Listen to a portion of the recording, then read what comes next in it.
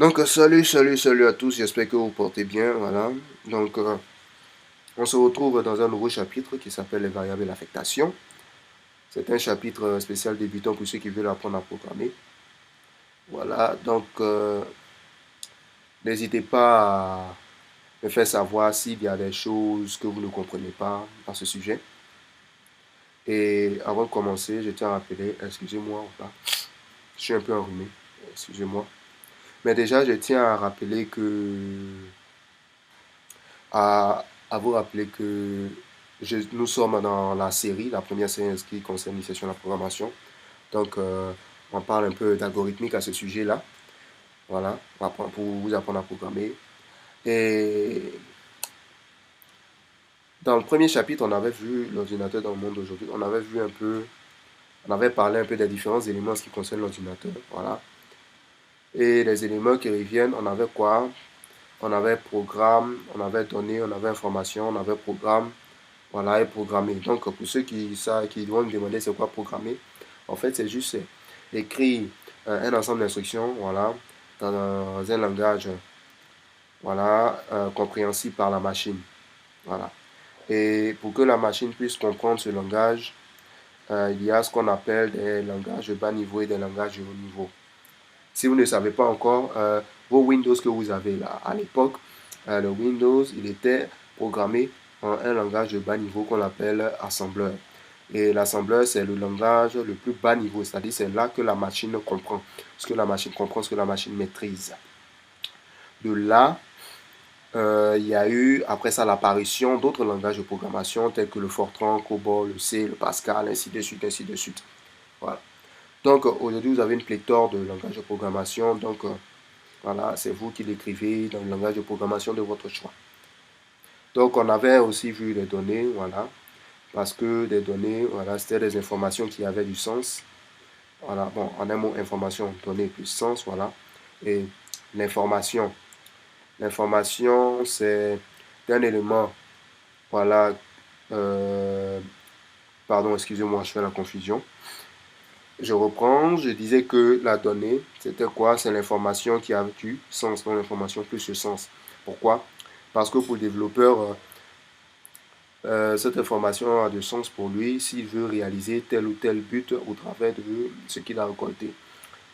La donnée, en ce qui concerne les données, c'est des choses que nous produisons chaque jour. Nous faisons chaque jour autour de nous, regardez autour de vous. Voilà, le voisin qui est en train de manipuler son smartphone, qui entre quelque chose dans son smartphone, voilà, qui passe le temps. En fait, c'est des données qu'il est en train de, voilà, qu'il est en train d'envoyer, de partager, voilà, en train de communiquer des données, si vous voulez. Donc, c'est un peu ça. Et on avait dit que nos programmes ici utilisaient des données pour fournir ce qu'on appelle des résultats. Voilà. Donc, c'est un peu ça. Voilà, c'est un peu ça. Donc, on avait dit aussi que ce qui était, voilà, une information pour l'un n'est pas pour l'autre. Des fois, données information sont des notions qui portent un peu à confusion. Voilà. Mais en termes de programme, ici, les données, c'est ce qui va être utilisé pour produire un résultat. Voilà, en termes de programmation. Donc, je rappelle un peu ça. Donc, nous voici un peu dans le chapitre qui s'intitule les variables et l'affectation. Ok. On va essayer de voir. C'est quoi une variable? C'est quoi une affectation? Comment on peut les utiliser? Donc, déjà, sur mon PowerPoint, tout est résumé. Ok. Mais on va parler un peu. C'est quoi une variable? Pour cela, permettez.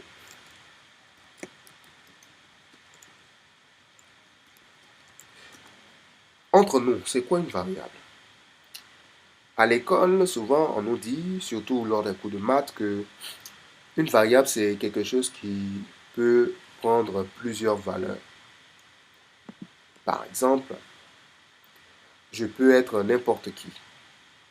Je vais mettre ça de côté. Voilà. Je peux être n'importe qui. Voilà. C'est comme quelqu'un qui a plusieurs masques. Voilà. Bon, on ne sait pas qui il est en réalité. En fait, c'est ça un peu une variable. Et une variable ici, elle comporte une valeur. Voilà. Une seule valeur. Donc, on suppose que en mathématiques, on nous dit ceci.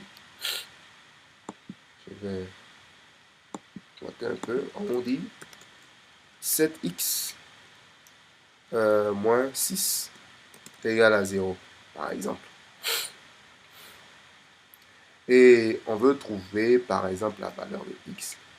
On sait que x ici, c'est quoi? X ici, c'est notre inconnu, ok, que nous connaissons tous.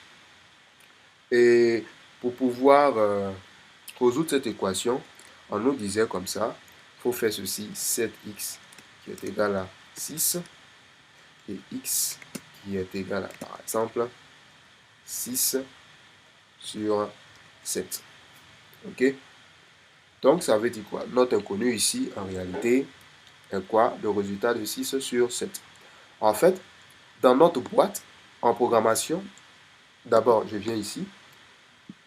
La valeur de 6 sur 7, c'est ça qui représente x. Mais en programmation, x ici, qui est notre variable, en fait, est traité comme une sorte de boîte dans laquelle on met une seule valeur. Pourquoi? Parce que quand vous utilisez vos langages de programmation, en réalité, on cherche une place mémoire pour la variable que vous avez créée, c'est-à-dire x. Alors, comment ça se fait? On lui donne une place quelque part en mémoire, et puis on met sa valeur dedans.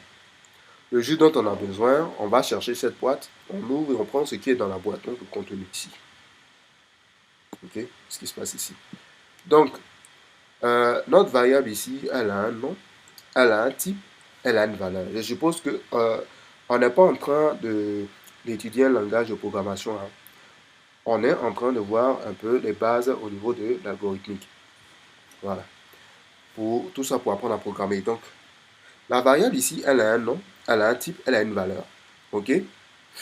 Donc, la plupart du temps, une variable qui est dite, une variable qui contient une valeur, elle est dite initialisée. Voilà, une valeur de départ. Donc, une variable en programmation, elle se déclare. Voilà, comme si on déclarait quelque chose à la police, un truc comme ça. Mais de grâce, on n'a pas besoin de faire un long document. Alors voilà comment ça se fait si vous suivez un PowerPoint. La variable, on a un nom et un type. Par exemple, on a un mois par exemple, qui est une chaîne de caractères. Voilà. La variable doit avoir un nom, elle ne doit pas commencer par un chiffre, c'est très important. Dans certains langages de programmation, par exemple, si je m'en tiens au Python, vous allez voir que certains langages de programmation ont leur manière de déclarer leur propre variable. Comme j'ai dit, on allait voir le C, le C++, le Python et le Java. Ok, on va voir ces quatre. Je sais qu'il y en a un Python, mais on va voir les quatre. Mais en ce qui concerne l'orienté objet, on va voir trois. C'est vrai qu'il y a l'objectif C, pour ceux qui peuvent faire des recherches qu'ils y fassent. Voilà, mais on va en voir trois. Voilà, on va avancer un peu. Pour déclarer une variable, puisqu'on va écrire notre algorithmique, alors on va faire var comme ça. Il y a certains qui font var comme ça. Il y a d'autres qui vont écrire carrément variable. Voilà. Donc, voilà, ça peut marcher comme ça. On peut faire var, et puis on met notre nom, par exemple, nombre de pièces, par exemple, et je mets deux points, je précise le type entier. Vous voyez que la variable, elle a un nom, elle a un type. Ok? Et certaines recommandations, en ce qui concerne les types, dans l'algorithmique, voici un peu les types qui ont été conseillés. Voilà.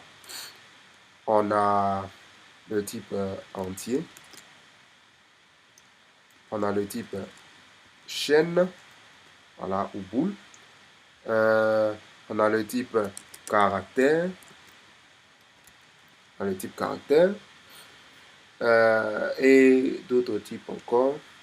Par exemple, le type numérique, pour les nombres. On a entier, on a numérique. On peut avoir, avec plus de précision, des entiers signés et des entiers non signés. Voilà. des numériques signaux, des numériques non signés, ainsi de suite. Donc voilà un peu. Donc voici ces différents éléments en ce qui concerne les types. Donc c'est avec ces types-là que nous travaillons beaucoup et que nous allons beaucoup utiliser. Voilà. Donc, dans l'écriture de l'algorithme, on aura tout ça. Donc on peut déclarer des entiers, des chaînes de caractères, des booléens, des caractères, des numériques. Et certains vont demander, mais c'est quoi la différence entre chaîne de caractères et caractère? Ok. Si je vous dis la lettre N, c'est un caractère, non? Maintenant, si je dis pas, c'est une chaîne de caractères. Pourquoi? Parce que c'est un ensemble de caractères, une suite de caractères, si vous voulez. C'est une suite de caractères. Alors que N, c'est un caractère à lui seul. Voilà la différence entre les deux. Donc, voilà un peu comment est-ce que nous, nous déclarons hein, nos variables. Voilà. Donc, à terme de recommandation, je profiterai aussi pour vous montrer quelque chose de très important. Voilà. Par exemple, quand on fera les tests avec les différents langages de programmation, vous allez voir que la déclaration des variables n'est pas la même. Mais dans notre algorithmique ici, c'est une manière de façon universelle, autant pour moi, sans pour autant obéir aux exigences d'un langage de programmation. C'est lors de la traduction en langage de programmation que toutes ces choses vont se faire. Donc voilà un peu. Ok. Donc, notre variable, espace, il faut que ces espaces soient marqués par le tiret de 8. Regardez, si je fais ça, nombre de pièces et nombre, même chose. Pour que ce soit plus clair, les espaces, utiliser des tirets de 8 pour éviter toute ambiguïté. Voilà, les tirets de 8 pour éviter toute ambiguïté.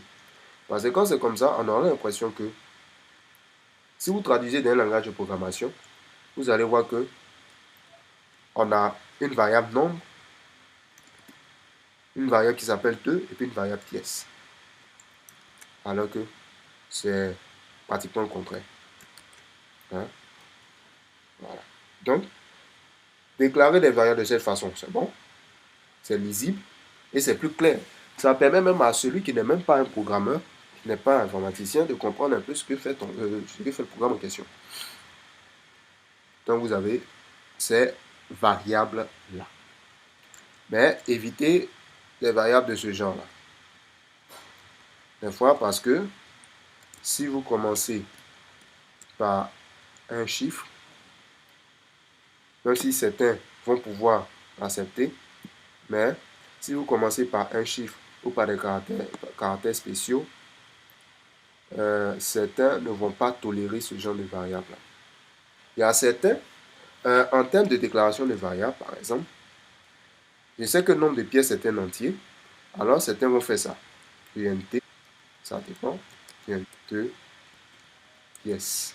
OK? ENT, c'est pour dire entier. Et voilà, nombre de pièces. OK? Var, ENT, nombre de pièces, entier. D'autres vont écrire directement comme ceci. Dans leur algorithme, ils vont écrire comme ça. Est un entier. Voilà, nombre de pièces est un entier. Donc, mais, en fait, ce que je vous recommande, c'est quelque chose de simple. Voilà. Ne cherchez pas à vous brouiller comment on écrit, non. Écrivez votre programme simplement. Ce qui va se passer, c'est que lorsqu'on sera dans la phase de traduction dans un langage de programmation, c'est là que les choses vont se faire entendre. Mais ne soyez pas pressés. Voilà. Ne soyez pas pressés. Dans les variables et l'affectation, on a vu un peu les variables, comment les créer. Maintenant, on va voir c'est quoi l'affectation. Affecter, c'est donner une valeur à une variable. OK? Voilà. C'est donner une valeur à une variable. Donc, pour affecter une valeur à une variable, on va utiliser le signe égal.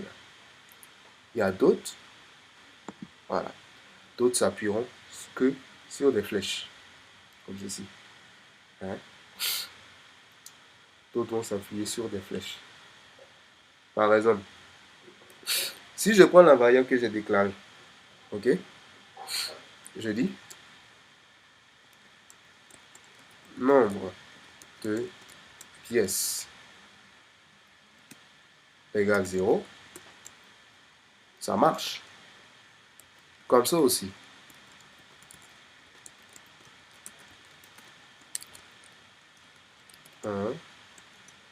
Comme ça.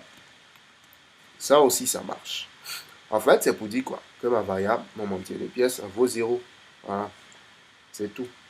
C'est la même chose que sur le PowerPoint que vous voyez. Voilà. Donc, elle se fait de droite à gauche, mais une affectation comme ceci, si vous regardez ça, si je fais ceci,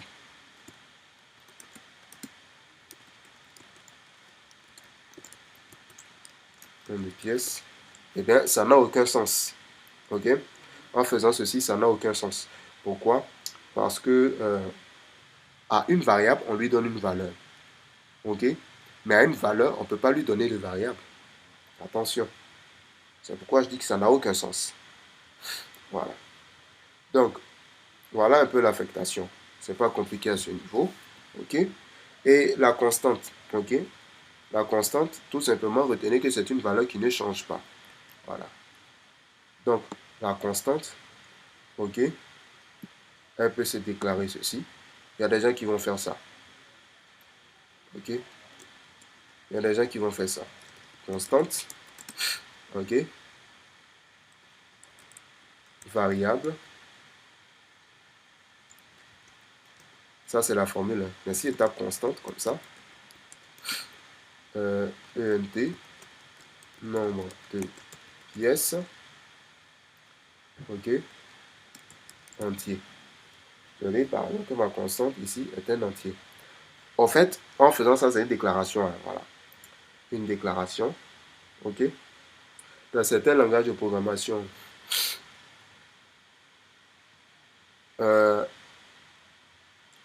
pour ces constantes-là, on peut leur donner une valeur de base, mais elles sont déclarées ceci. Ok? Elles sont déclarées comme ceci. Il y a d'autres qui vont faire ceci. Pense comme ça. Int nombre de pièces. Ok? Nombre de pièces de points entier. Et puis mettre un chiffre. 10. Entier 10. Faites attention à ça. Qu'on fait plutôt que nombre de pièces comme ceci. Égal. Ok? On précise que le nombre de pièces est égal à 10. Cette valeur ne change pas.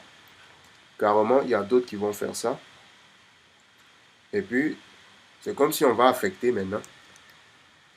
Hein? Nombre de pièces. 10. Il y a d'autres qui vont faire comme ça. C'est une constante. Elle a été déclarée. Et la valeur de cette constante, elle est déclarée. Comme ceci. Voilà. Donc, il y a d'autres qui suivent comme ça. Ok? Mais c'est à vous maintenant. Vous choisissez ce que vous préférez.